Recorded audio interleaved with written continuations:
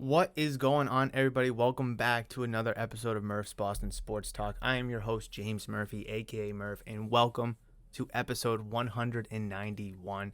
And I don't know about you, but I am coming in here today to sit down and talk about the Celtics game.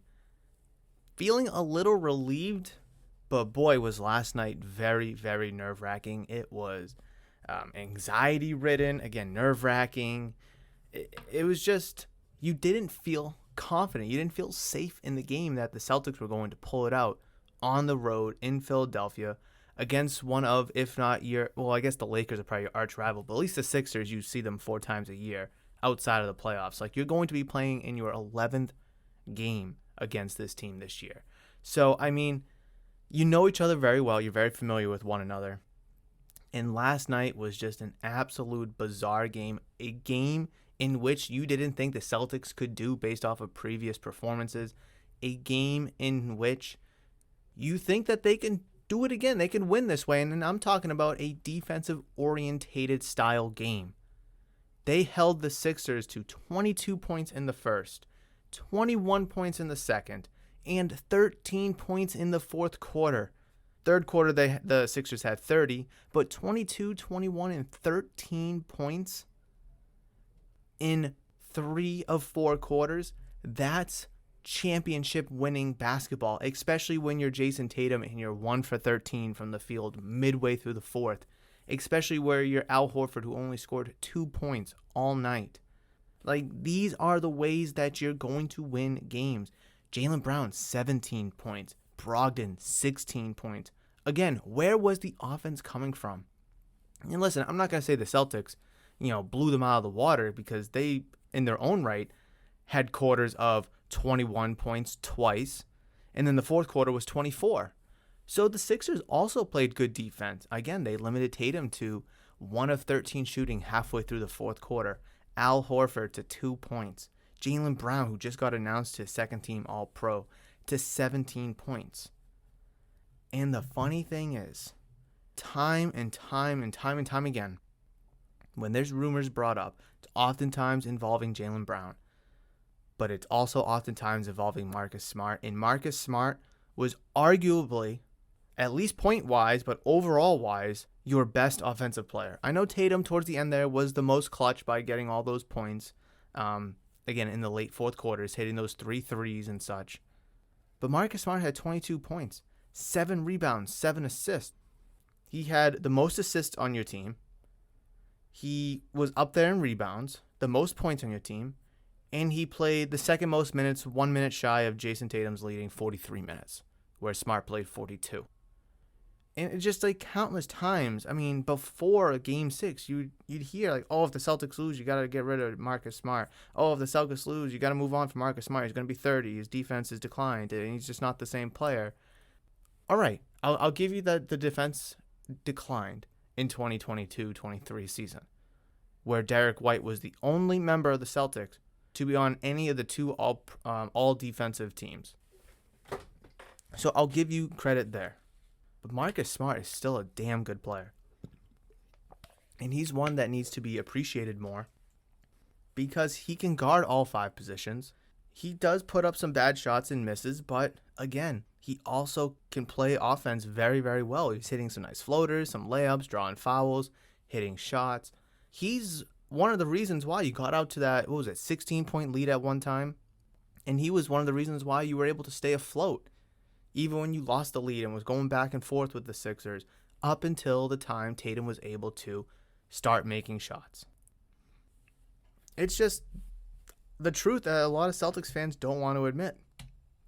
And are you willing to deal with some of the bad shots, some of the unnecessary flopping and such, if you're going to get good defense, 99 out of 100 games, and you're going to get some timely shots and someone who can control the team on the court, who can control the defense, offense, put up points, play defense, guard Embiid, drive to the lane, draw fouls. Again, all these things you want out of a player, he can do.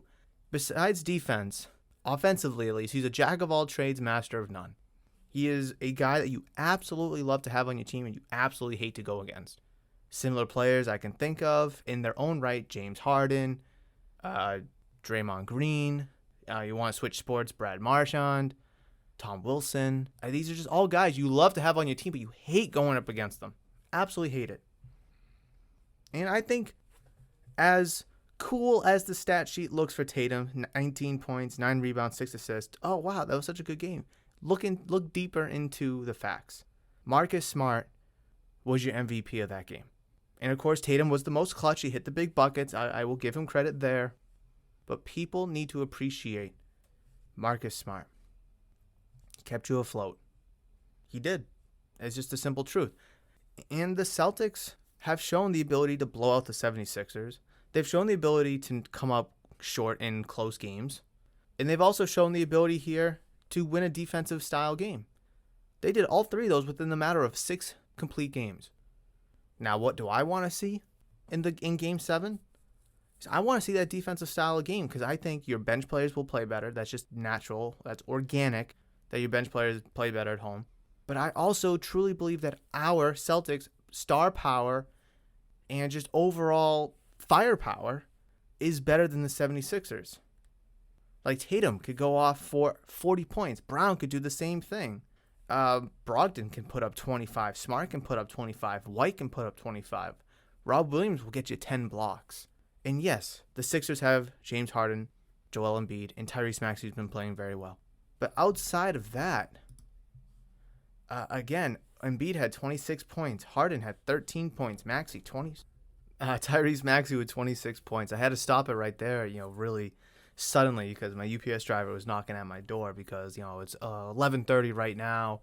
He would have came back, but, he was there, so I was able to grab the packages just really quickly. So I don't have to worry about waiting for UPS to come around with some inventory for the shop later on. But let's see, what was it? Embiid 26, Harden 13, Maxey 26. Everybody else had under 10 points. PJ Tucker, 8 points. Georges Niang, 6 points. Tobias Harris, in 42 minutes, scored 2 points. The most overrated $30 million a year player. Should never have gotten that contract. 2 points. 2 points. This team, the Celtics, can absolutely blow doors off the 76ers. They've done it before. But now that they've shown the ability to play a defensive style orientated game, especially where your players, your star players, Tatum, Brown, Horford, all had terrible games. They did. They really, really did. I'm not going to sit here and say Tatum had a great game when for 3.5 quarters he had, 5 points or 4 points, whatever it was. No, I'm not going to sit here. I'm not going to have recency bias and be like, oh, wow, he had such a great game just because of what he was able to do for me down the stretch. That stretch run was great. That stretch run that he had in the fourth quarter, the end of the fourth quarter, was fantastic. But I can't just judge one single game based off of 5 minutes. Got to look at the overall picture. However, in a different line of view, Tatum did have a really good game, rebounding the ball, creating shot opportunities for other players via assists, playing defense. And this is what I'm talking about. If your shot's not dropping, I talked about this last year against the Warriors too, is, all right, Tatum, if you're going to struggle and the limelight's going to get too much for you, make an impact other ways, because Jaylen Brown was, balling. I know he had the turnover issues, but he was like your best scorer. Obviously, Marcus Smart, Derek White, Grant Williams at times. If you're not going to make an impact by putting the ball in the bucket, create havoc on the glass, passing the ball, being a facilitator, playing defense, being versatile on defense, being aggressive on defense. I just heard before I got to the shop on the radio, Tatum was talking about how his struggles through 3.5 quarters, and he just kept saying how his teammates were just encouraging him, how keep shooting, they're gonna fall, but in the meantime, impact the game, play defense, facilitate, grab boards, be aggressive on the glass. And it's just like hearing him say that this team is gelled together. This team cares about one another, and they know what they need to do. And Tatum knows what he needs to do, especially when the shots aren't falling. So I do have a lot of full fated confidence, full faith. Excuse me, fated. Is fated, not faded, not Fade. fade. F-A-I-T-E-D. Is that a word? Faded? Oh, yeah. F-A-T-E-D. Faded. Okay, yeah. Shoot, what was I going to say? I don't remember where I was going with that. Anyways, I do think the Celtics can come out and play well. I do think that they could go out and win. Yes, they can play defense. But it's not going to be easy. It's not. Yes, it's the 11th matchup. You should have them figured out, and they should have you figured out as well. But I am nervous, though. Anything can happen in Game 7. Grant Williams last year against Milwaukee had 27 points? He had 7, 8 threes? He went berserk. He went crazy. But you have to be aggressive. Offensively and defensively, don't let up the gas. This could be your last game of the year. You don't know.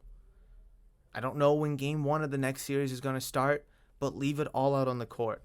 Don't have any regrets, any remorse, any what-ifs, any coulds. Just like, the Bruins recently. They fell short. Why? Well, they could have made a goalie change for Game 5, for Game 6, but didn't.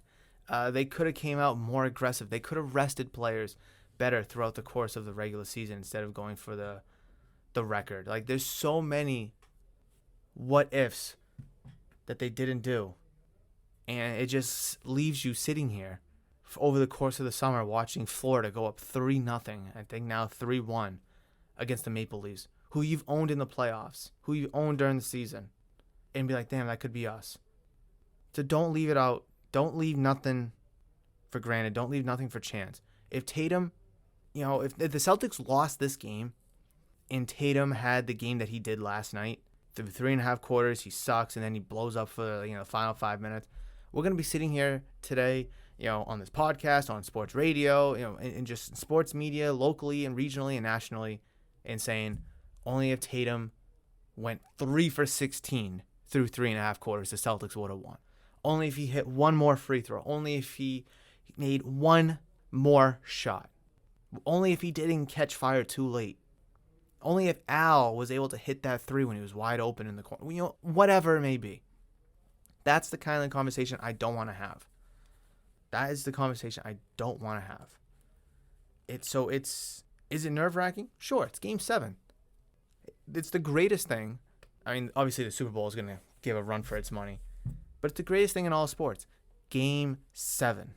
A series that has been long fought between two rivals with star players on both sides fighting to the absolute end. Game 7. That's where you want to be. And I really do think the Celtics, whether it would be home or in Philadelphia on the road, can do it. They've shown the ability to win close games, blowouts, defensive games, whatever it may be. And for the sake of Jason Tatum, this up-and-coming young superstar, got to kind of win it. Kind of have to win it because with the 76ers knocked out, it's just the path is just so easy. The Bucks are gone. It's the Heat and Knicks. Knicks are trying to struggle. Or, actually, hold on. NBA playoff bracket. Let me just kind of see where we're at here. Yeah, it's 3-2 right now between Miami and New York. Whichever of them passes into the next round is going to be an easier opponent in a vacuum over Milwaukee. That's just the truth. Denver just advanced against, not to look too far ahead, but just want to put it in perspective. Denver just beat Phoenix and they're advancing. I think you match up similarly to Philadelphia, but I think Philadelphia is probably a better team in my opinion. Definitely don't quote me on that, but I definitely would rather go up against Philly, I'd say.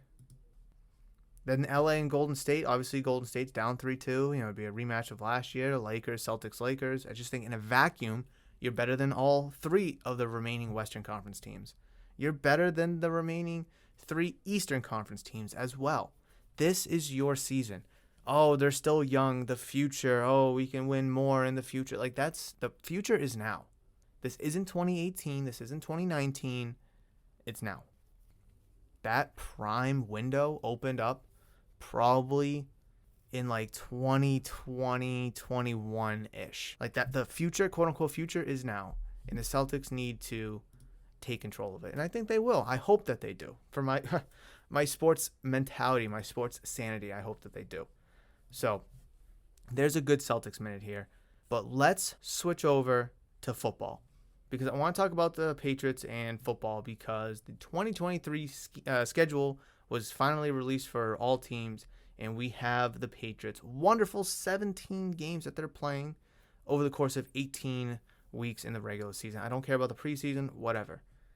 So obviously they're going to be playing 2 against the Jets, the Bills, the Dolphins, 1 at home, 1 on the road against each team. They're also going to have the luxurious pleasure to play the NFC East this year and the AFC West this year. A couple thrown in games are against the Steelers, the Colts, and then their NFC rotational team. Who is it this year? Is it the Saints? The Saints. They're playing one team from the NFC South, and next year will be one team from the NFC North. The expansion of the 17 weeks from 16. You get the picture. And just in a vacuum, looking at the Patriots' schedule, I don't know how confident I feel in this team. I really don't. I like the moves that they made at the draft. You know, bringing in Juju. I'd rather have Jacoby, but at least bringing in Juju gives you potential. But I am worried about the division. Like, yeah, I'm going to go and sit through the schedule, win, lose. I could miraculously have them 10-7, right? Let's just play with it. I could miraculously have them 10-7. But does that mean they're going to win the division? Does that mean they're going to get a playoff spot? I mean, who knows? I kind of doubt it. But let's so I got to write down win, loss. All right. Week 1, opening up against the Philadelphia Eagles at home for Tom Brady Day. Tom Brady night. Tom Brady's gonna come back. He's gonna be honored. Thank you, Tom. All that good stuff. It's all glory. It's gonna be great, and that's a game that the Patriots need to win. But are they? I'm gonna say no. I don't think so. I'm gonna try to be as very realistic as possible. I don't wanna, play around and be like, yeah, we could see it. They do this and this, that. Just in a vacuum. Are they going to win? Yes or no? And in my opinion, the Eagles are probably the best team in the NFC. They absolutely have the best NFC quarterback. Are they going to beat the reigning NFC champions? I doubt it. I really do. Week 2, Dolphins, Sunday Night Football at Gillette. I think you might be able to catch the Dolphins at a good time before they kind of get rolling, get hot. Maybe Tua is still feeling a little bit of from the concussions. I'm going to be nice. I'm going to chalk it up as a win. But, of course, I could see them losing this game. At the Jets for Week 3, Rodgers, you get to see Rodgers for the first time in New York. I'm going to call that a loss. I really, really am. Their team overall, without Rodgers, is better than yours. Then you throw Rodgers in the mix. I mean, could the Patriots win? Sure. I mean, they might be able to squeak a way out, but I'm not going to hold my breath. Then they go to Dallas to play the Cowboys. Oh, man. That's a sneaky one. That's going to be Week 4 at Dallas. I actually really don't know about that one. I'm gonna call it a win. Why not? I mean, if I can't think of a major way that the Patriots are going to lose this game against the Cowboys, then maybe it's a closer game than I thought. Maybe your defensive line just is better. Whatever. Just win. Saints Week 5. I'm gonna call that a win. That's in Foxborough. Then you go to Vegas for Week 6 to play the Raiders. I mean, you should have won it last year. I still think you're a better team overall. They got Jimmy G, which is nice. Okay, fine. I'll call this a win. Through 6 weeks, though, I have the Patriots at 4-2. I just don't see that happening. I really don't. There's definitely going to be a game where you should win and you lose, and there's going to be a game where you should win and you should lose and you're going to win. That's going to happen. But through 6 weeks, I have them at 4-2. That's kind of promising, I'm not going to lie. Again, this is just in a vacuum as it stands right now. Will that stand? I don't know. Maybe, maybe not. But let's just keep going. Bills, whether it's home or away, that's a loss. At Dolphins, that's going to be a loss. Versus Commanders, that should be a win. Colts in Germany. I mean, they'll have CJ Stroud, but that team still has a lot of work to be done. No, wait, they don't have CJ. No, I'm sorry. They have Anthony Richardson. Excuse me. Anthony Richardson. Should be a win. I mean, he might not even be the starting quarterback. Maybe he is, but I'm going to count it as a win. Then you get your bye week, week 11. Then week 12 at New York against the Giants. Interesting. Very, very interesting. Let's see. Right now, they're 6-4 in my world. Are the Giants better than the Patriots overall? I don't think so. So I will call that a win, but it's not. It's similar to the Raiders. I don't really like it. Versus the Chargers at home, week 13 should be a win. At Steelers, Thursday night football. Ugh, that's gonna be a gritty game. I'll call it a win. I don't like it though. Versus Chiefs for Monday night football, that's a loss. At Broncos on Christmas Eve. I don't like it, but I'm going to call it a win. Versus Bills versus Jets, I'm going to go lost, end the season. Oh, wow, 10-7. Look at that. That's so funny. I didn't plan this out before, as you guys could probably tell by the voice of how I'm talking and going about this. This is the first time I'm looking at it. 10-7 was just kind of blind. But, again, there's going to be a couple games that you win that you should lose, and there's going to be a couple games that you lose that you should win. I mean, anywhere from 8-9 to 10-7 is probably their window. I think 10-7 is the absolute cap. But now that we know the schedule, it gives you a better idea of, all right, yeah, they could lose that game against the Saints, but I have them winning. They could lose that game against the Raiders, but I have them winning. They could lose that game against the Colts, but I have them winning. So there you go. There's 7-10. There's a bunch of that. I mean, I could eat. There is a world where I see them going 5-12. If we just play it again, win, loss, all those coin flip games, let's just call them losses. Eagles, loss. Dolphins, loss. Jets, loss. Cowboys, loss. Maybe this might be a bunch of losses. Saints, they should win that game at home, so I guess I'll just call it a win. At Raiders, loss. Through 6 weeks now they're 1-5. Bills, loss. Dolphins, loss. Commanders, win. Colts, should be a win. Giants, let's call it a loss. Chargers, should be a win, but I'm going to call it a loss. Steelers, Steelers, right? Loss. Chiefs, loss. Broncos, call it a win. And then loss to end the season. That's 4-13. I was close. Could call the Broncos a loss. You could call the Chargers a win. Or maybe I did call the Chargers a win. I don't remember. Whatever. You see the point here. The floor is so much lower for the Patriots this year.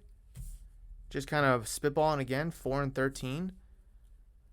In comparative to the ceiling being high, which I think their ceiling is 10-7. I really, really do. So it's just you don't feel good about it, but you see a world where, okay, maybe they can squeak 11-6. Highly unlikely. Maybe they can get 10-7. Kind of unlikely. 4-13 should be very unlikely. But again, it's possible. It is possible, and that absolutely terrifies me. It really, really does. And here is the Patriots' strength of schedule. Patriots have the toughest schedule of any NFL team in 2023, based on the metrics from Sharp Football Analysis. I feel like every team is they got the toughest strength of schedule. New England's opponents in 2023 have a combined 127-107-3 record, 53.5 winning percentage from last season. That is including 9 teams with a record of 500 or better, so at least 9 teams finished 9-8 last year. 5 teams with double-digit wins, so of those 9 teams, 5 of them had at least 10 wins.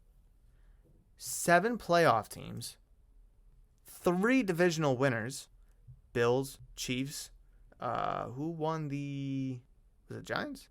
No, Eagles. Eagles. Those were your divisional winners, and then both Super Bowl 57 participants. Toughest test. Regardless of where the game is played, facing both the Eagles and Chiefs in the same season feels like a Herculean task, as does a home-and-home with the Bills, the three teams with the best NFL record from 2022. Two games that could determine the course of the season, Giants and Cowboys, are both on the road. The Jets have a new quarterback in Aaron Rodgers, and it's possible Jones is now the worst quarterback in the division. As it stands, as much as I love Mac Jones, as much as I've supported him, and I will continue to do so, he is the worst quarterback out of the bunch. Obviously, there's a huge asterisk with Tua and the Dolphins situation. As it stands right now, though, that's just the truth. Biggest breaks. Is it a, quote, break to face both the defending Super Bowl 57 participants at home? At the very least, the Chiefs and Eagles have to travel to take on the Patriots in Gillette.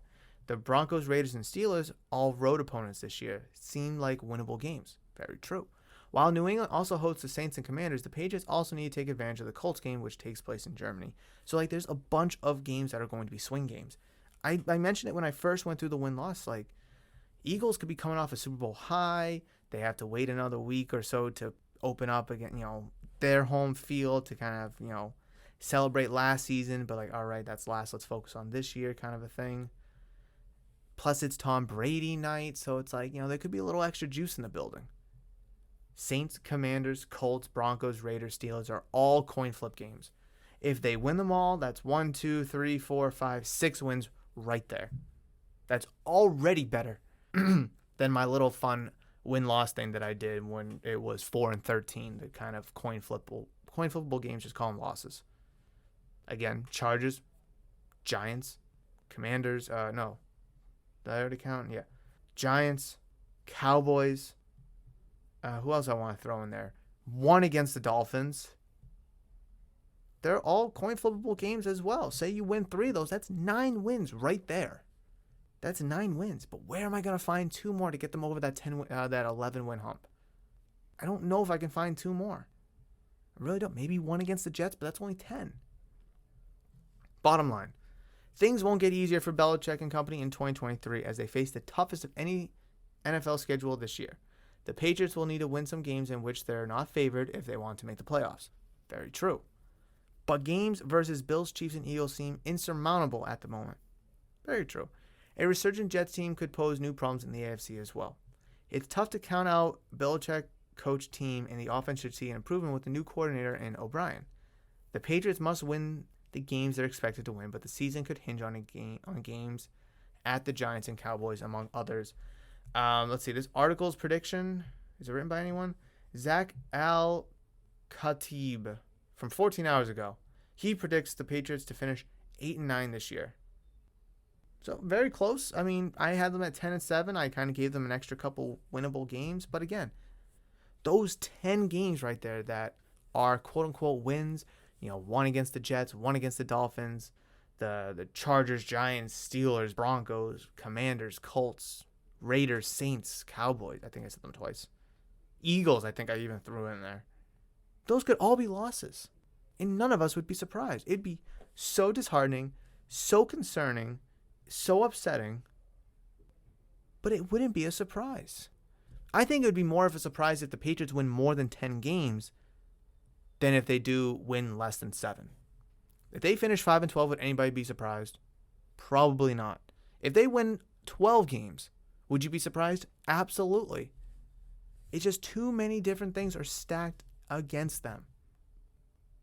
In turn, it leaves me very concerned. It should leave you very concerned as well. I'm hoping that if they can get 9-8, 10-7, they're in that playoff fringe ballpark. So it's going to be a really tough, interesting, and hopefully fun season this year for the Patriots. I really, really do. But that is going to wrap it up for today's episode, guys. I know another shorter episode today, but that's okay. It just keeps everything compressed and compact so you can kind of go about, get your sports influx take from me, and then carry on with your day later on.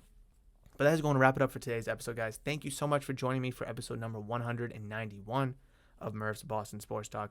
I greatly appreciate all the love and support. If you're listening to this on audio-only platforms, thank you so much for downloading, listening, and enjoying. Of course, you can find Murph's Boston Sports Talk on Spotify, Apple Podcast, Google Podcast, Amazon Music, Stitcher, Radio Public, anywhere you find your podcast, you can find Murph's Boston Sports Talk.